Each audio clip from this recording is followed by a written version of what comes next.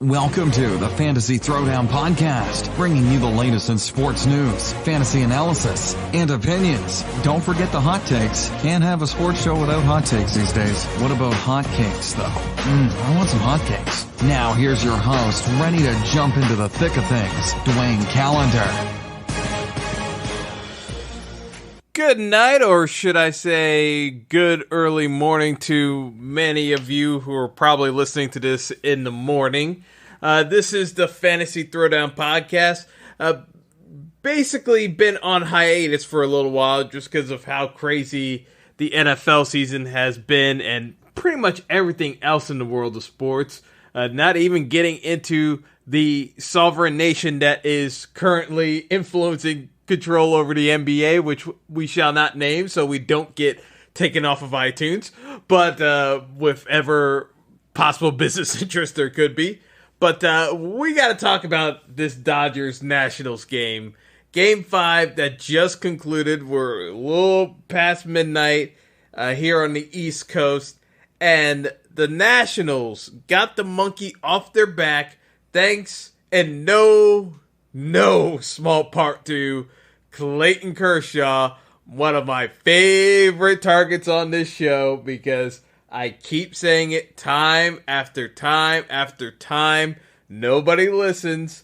Nobody questions when I call out the Dodgers for giving an extension when it's duly undeserved to Mr. Kershaw for repeated postseason failures. And of course, it came back to bite them in the ass yet again. Because guess what? With the amount of money that they increased for Kershaw's extension to $38 million per year, guess what? The Dodgers never had much of a bullpen this year, and guess what? It reared its ugly head again in the postseason. But let's get down to it. The Nationals go into LA and take down the Dodgers 7-3 in 10 innings. In a game, they were trailing 3-1, heading into the 8th inning. Why is Clayton Kershaw on the mound in the 8th inning for the Dodgers, facing Anthony Rendon and Juan Soto? First of all, folks are going to say, but Dwayne, he's their best pitcher. Incorrect. It's not even close that Walker Buehler is the Dodgers' ace of the staff. It's not even a debate anymore. Even the Dodgers have had to acknowledge this. But Dwayne, Clayton Kershaw has great numbers against the Nationals. Wrong. Clayton Kershaw, against the entire roster of the Washington Nationals in his career, they have a .279 batting average against him, and up until tonight, they only hit 3 home runs. I say up until tonight because the Nationals hit 2 bombs against him in the postseason. Clayton Kershaw in the postseason gets owned no matter who the opponent is. I don't care what anyone tries to say to defend it. I don't care what they say about what the pitch selection was. Clayton Kershaw pitches scared in the postseason, and teams pounce on it. It is obvious that teams are pouncing on it. And the fact of the matter is, even when he had great stuff, Clayton Kershaw pitches scared in the postseason. Now his stuff is very good. It ain't great anymore. So the Nationals feasted upon 88 to 89 per hour fastballs. Well, yeah, they were probably decent enough pitches where they were located. But if it's only 88 to 89, a really good hitter can take advantage of that. And when you're going up against the 2 best hitters in the lineup, guess what? He had no business being out there. I'm waiting to hear what Dave Roberts has to say, the Dodgers manager, has to say on his rationale for keeping Kershaw out there. Because it boggles my mind with a team that says they care all about the analytics, as the Dodgers do. It boggles my mind that the constant acquiescing to a guy who has career numbers under 500 in the postseason, slugging, batting average, walks, home runs allowed, all higher. It's all higher. He gives up home runs like he's a Pez dispenser. It's not even close that Clayton Kershaw is a terrible postseason pitcher. I've been talking about this for well over a decade. He's not a good postseason pitcher. It's like most people always say when it comes to the postseason, it's too small of a sample size. Clayton Kershaw has been utterly miserable in the postseason for years upon years, and his defenders have been going to bat for him for years. He's 31 years old at this point. He's not a kid anymore. He has been terrible. He continues to be terrible. Here are Clayton Kershaw's updated postseason stats. In 32 games, he's had 25 starts. So again, this is not, whether he's starting or he's in the bullpen. And he lost game 2 for the Dodgers as well. And people were like, oh, he pitched well. No, he gave up 3 runs in 5 innings. That's not a quality start either. So he didn't pitch awful, but he wasn't great either. So stop trying to accentuate the positive. I'm tired of this. Clayton Kershaw's career stats in 32 games with 25 starts. His record is now 9-11. He got no decision tonight, obviously, because the game went to extras. His ERA is 4.43 over 158 innings. 158 innings. He's got a career ERA of 2.4. He's almost double that in the postseason. Again, this is what I talk about when I say the man pitches scared in the postseason. K's through 9 innings, 9.7. It's not the K's in the strikeouts because the numbers are still there for the K's. It's the home runs allowed. It's the big old 24 home runs allowed. When he gives up deep bombs. It's like these aren't questionable hits. Like he gets hit hard. And the reason why he gets hit hard is because he can't, he pitches to contact. And in the postseason, when you're going up against excellent hitters, the swing and misses aren't there. So you have to be able to pitch a different style to actually get hitters out in the postseason. And he is utterly incapable of doing so. I'm tired of having this argument with folks who keep going by stats alone. Stats don't always tell you everything you need to know because it is different in certain circumstances. There's no question about that. And the best part about all this is the Dodgers are 15-17 in the postseason games Kershaw has appeared in. Supposedly, the star of your franchise, the ace of your franchise, you are better without than you are with him. I'm done. I am absolutely done talking about the Dodgers with their insistence on trying to make Clayton Kershaw the focal point of the franchise. Because this is the one bugaboo, and it's, I'll give you the opposite example of why certain guys can get highlighted and be the face of the franchise. When the Seattle Seahawks were going through their process with the Legion of Boom and Russell Wilson, and the Legion of Boom members kept complaining about how the Seahawks basically make the team about Russell Wilson, and they couldn't stand Russell Wilson. Guess what?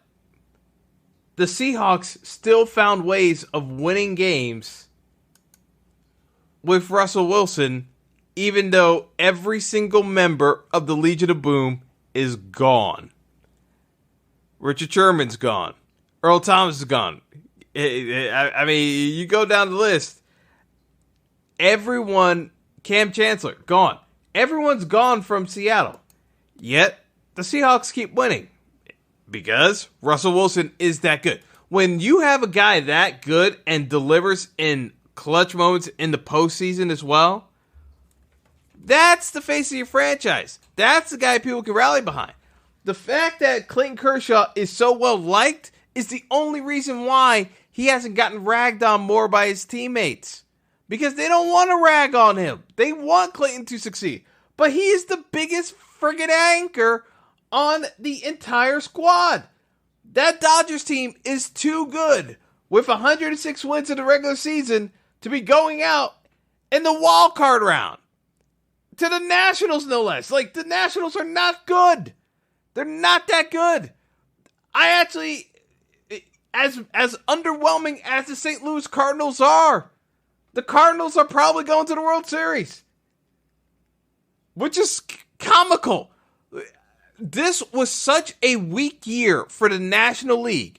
The Dodgers had every right to cruise to the World Series and now find themselves with a very long offseason answering questions about Kershaw and why he can't get over the hump. When the simple fact of the matter is, he could never get over the hump. That was always the bugaboo of Kershaw. I couldn't understand why the Dodgers committed as much money as they did, knowing that they were so far over the luxury tax and that it was going to hamper them acquiring any other players. The Dodgers had to trade so many players to justify giving Kershaw a contract extension and a raise on top of that. Like, I'm laughing because literally the Dodgers put themselves in this mess. They didn't have to. They absolutely could have avoided this entirely. The Dodgers have the fourth highest payroll in baseball at just over $200 million. They had to move a ton of contracts, including Yasiel Puig, just to get under $200 million. They still are paying into the luxury tax. The problem is, and because of everything that they had to do to accommodate for Kershaw, they had to move all those players because they are just under the luxury tax space because of the additional luxury tax bill. So the only teams that are still facing higher luxury tax penalties are the Red Sox, the Cubs, and the Yankees. The Cubs had to fire Joe Maddon because they're paying so much money in luxury tax, they can't justify Joe Maddon's salary if he can't get them into the postseason. It's a simple fact of the matter. As bad as the starting pitching staff has been, that's why he got fired. The Red Sox couldn't fire Joey Cora because Joey Cora just got him to a World Series, so they fired Dave Dombrowski because he was the GM who put some of those bad deals in place for the disaster run that they had, even though it came down to Chris Sale's elbow basically imploding on itself. And we have the Yankees, who basically have been trying to trim as much salary as possible by going young, but still had so much salary on the books. Hello, Jacoby Ellsbury. With all these players that don't play for the team anymore, that are still on the cap, even the Yankees still are getting hit. I mean, because the luxury tax threshold is $206 million. So it's only a couple of teams that are paying for it. And because they're paying for it, it actually sustains teams like the Rays, who pay nothing. Absolutely nothing at all. So when you come right down to it, as much as people talk about Moneyball and teams being smarter with their payrolls, you basically have the Yankees, third highest payroll. The Dodgers, fourth highest payroll, but got knocked out. The Nationals, seventh highest payroll. The Cardinals just traded for Paul Goldschmidt in the offseason. And guess what? It paid off dividends because they're back in the National League Championship Series after drumming out the Braves. The Cardinals are sixth in payroll. The Braves are out of it now after getting drummed out of it in impressive fashion, 13-1. In a 10-run first inning, no less. Atlanta is going to be in the Garrett Cole sweepstakes because they got a brand new stadium and they got to fill butts into seats because Atlanta getting their asses handed to them 10 straight postseason series in a row. Fans are not going to pay high dollar prices for that new stadium if the team can't get out of playoff series in the wild card round. Or it is what it is. The Braves have lost 10 straight postseason matchups. Something's got to change. So the Braves are going to be in the Garrett Cole sweepstakes now, along with the Yankees, and there are going to be a number of other teams. This is like one of the rare times that the Yankees should have prioritized a top pitcher and still might not get them because there's so many teams that need a number one pitcher. But the Dodgers need Garrett Cole.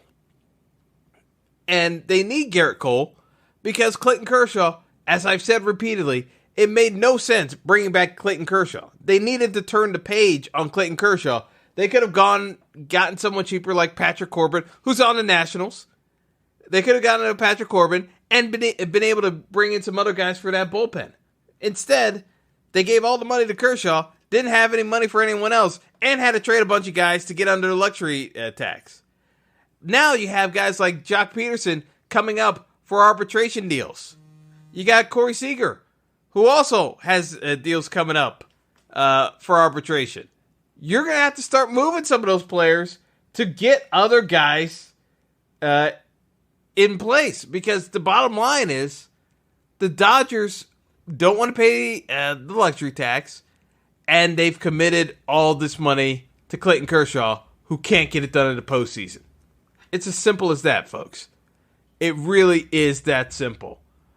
I'm going to talk about some other topics later on. We got the Giants, my New York Football Giants, going to New England to get their asses handed to them by the Patriots. No one is available. In terms of skill position players, the Giants are down to the practice squad at this point because we're down 2 wide receivers, our tight end, our running back, and our backup running back.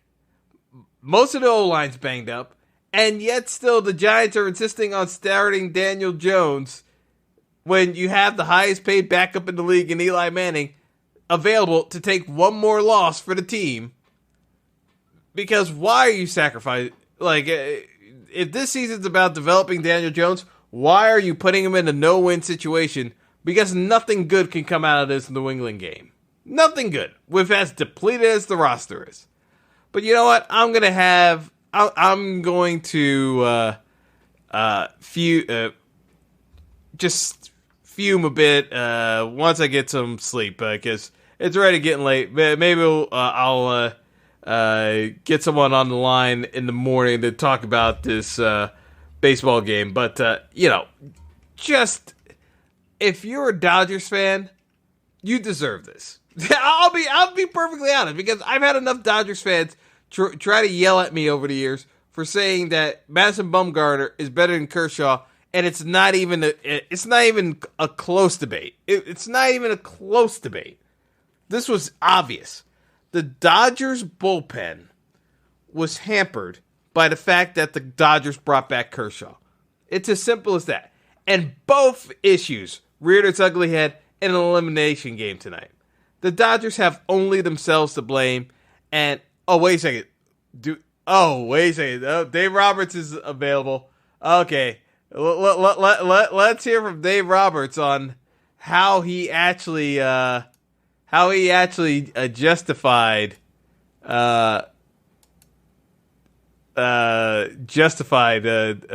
this with Kershaw. I want to hear this one. Hold on. Let's tune into this one.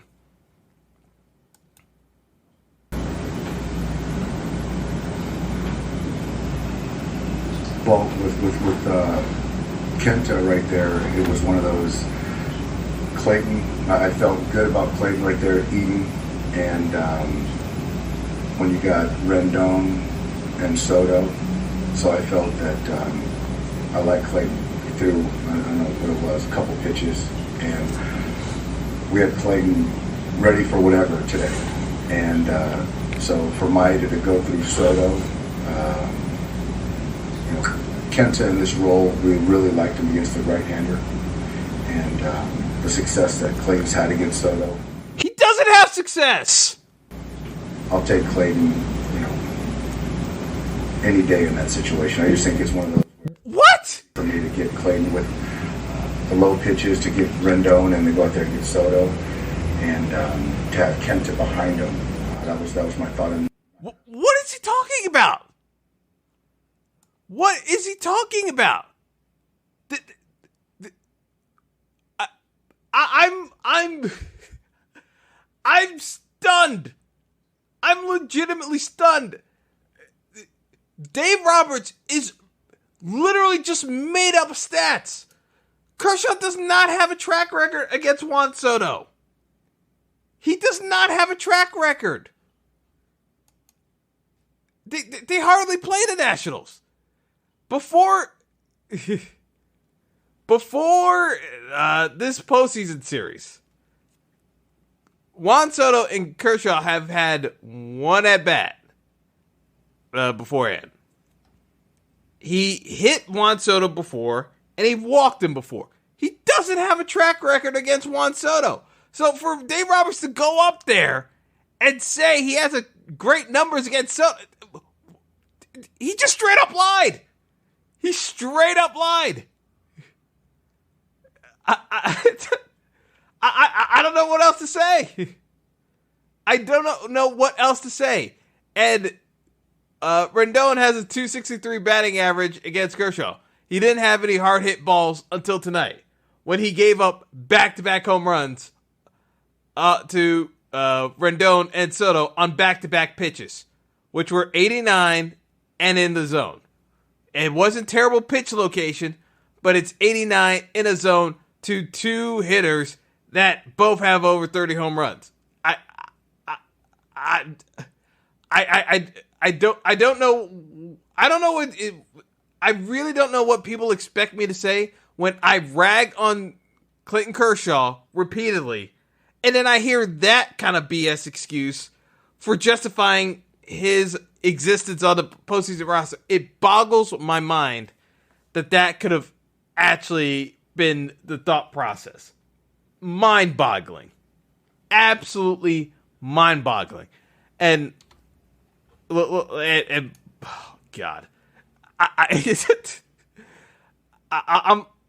I'm just speechless. I'm legitimately speechless, because I'm not saying Kenta Maeda is gonna light the world on fire, but no one on the Nationals has better than a 200 batting average against Maeda. No one. No one on the Nationals has a good track record against Maeda. Granted, it's small sample sizes, but Kershaw's sample size against the Nationals is even bigger than Maeda's. And it ain't that sterling. Again, the fascination with Clayton Kershaw, because they look at his regular season numbers and think it translates into the postseason, it's two complete and distinct scenarios. I'm sick and tired of trying to argue with people about it. Playoff baseball, it is still different than regular season baseball. You can't get away with things in the regular season that you do in the postseason. You know what? It's late.